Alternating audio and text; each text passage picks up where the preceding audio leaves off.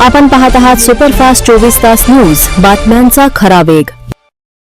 चंद्रशेखर आजाद, तुम आगे बढ़ो, हम तुम्हारे साथ हैं। अरविंद तांबे, आगे बढ़ो, हम तुम्हारे साथ हैं। गायरान आमच्या हक्काचं, गरिबाच्या बापाचं।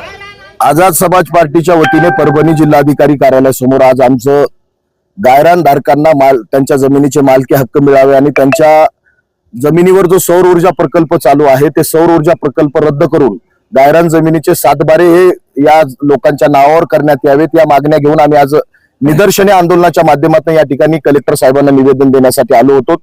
परंतु पोलिसांच्या माध्यमातून आम्हाला असं कळवण्यात आलं की विधान परिषदेची आचारसंहिता लागल्यामुळे तुम्हाला या ठिकाणी आंदोलन रद्द करावं लागतंय।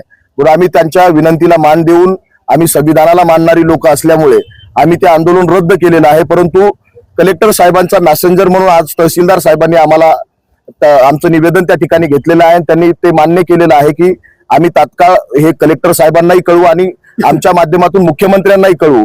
आमचं वेळोवेळी या सरकारला मागणी अशी की गेल्या 40, 45, 30 वर्षापासून ही लोक ती जमीन कसतास आपल्या परिवाराचा उदरनिर्वाह करतात आणि त्या जमिनीचे ते मालक त्या ठिकाणी नैसर्गिक मालक आहेत, परंतु शासन दरबारी आणखी त्यांना शासनाचा मालकी हक्क मिळालेला नाही, त्यांचे 7 बारे त्यांच्या नावावर झालेले नाहीत।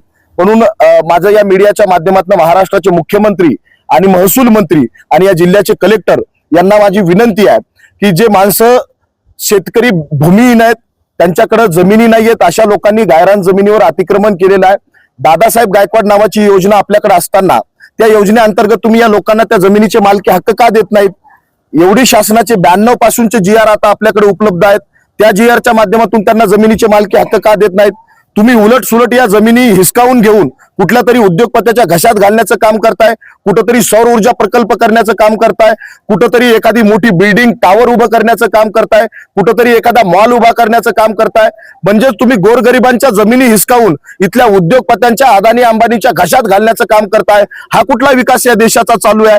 या देशाचे प्रधानमंत्री आणि या राज्याचे मुख्यमंत्री प्रत्येक माणसाला हाताला काम असावं म्हणतात, त्याला घर असावं, परंतु ज्या लोकांनी ऑलरेडी स्वतःचा उदरनिर्वाह ज्या जमिनीवर करतायत ते तुम्ही त्यांच्या भूमिहीन करून त्यांचे हक्क हिसकावून घेताय।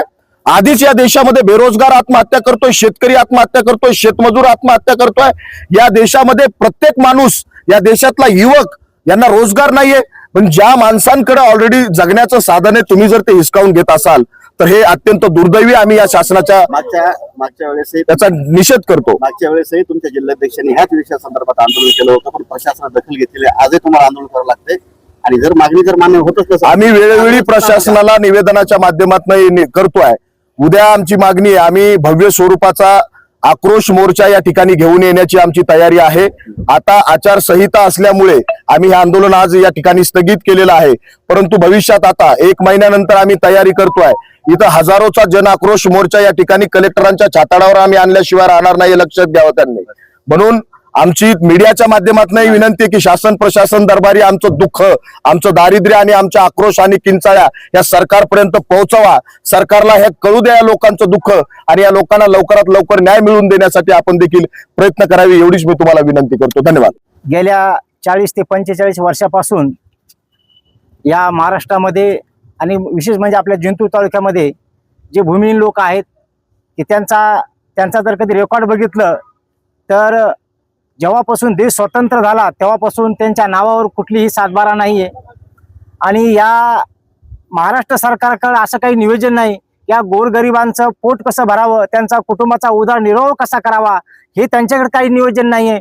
म्हणून ही जी काही माणसं आहेत ही माणसं काही चोऱ्या लफंग्या करत नाहीत, कुठं डाके टाकत नाहीत, आपलं पोट भरावं, आपला कुटुंबाचा उदरनिर्वाह करावं म्हणून ज्या गावामध्ये जे शासकीय जमीन आहे, ज्या गायरान जमीन आहेत त्या गायरान जमिनीवर आपली उपजीविका भागीत आहेत, परंतु ह्या शासनाला हे खपत नाहीये। गेल्या अनेक वर्षापासून आम्ही धरणे आंदोलन मोर्चे काढत आहोत, परंतु हे गेंड्याच्या कातडीचं निगरगट्ट सरकार हे इतकं बदमाश सरकार आहे की यांना बिलकुल या गोरगरिबांची कीव येत नाहीये।